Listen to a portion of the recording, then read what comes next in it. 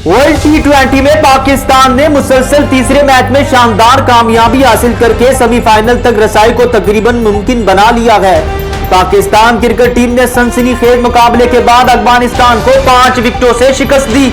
आसिफ अली ने power hitting का शानदार मुजाहिरा किया, जिस पर वजीर आजम इमरान खान ने टीम को मुबारकबाद दी। पाकिस्तान मुस्लिम लीग नून की नायब सदर मरियम नवाज भी दाद दिए बगैर न रह सकी।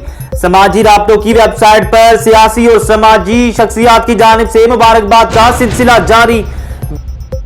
गुलकार अली जफर भी अपने जज्बात पर काबू न रख सके और आसिफ अली की तारीफ में एक ऑडियो पैगाम ट्विटर पर जारी कर दिया। अली जफर ने कहा है, ये कॉन्फिडेंस का क्या लेवल है। एक बंदा क्रीज पर आता है, सिंगल नहीं लेता और कहता है भाई हाजिर है, और ठीक 4 छक्के लगाकर मैच को जितवा देता है।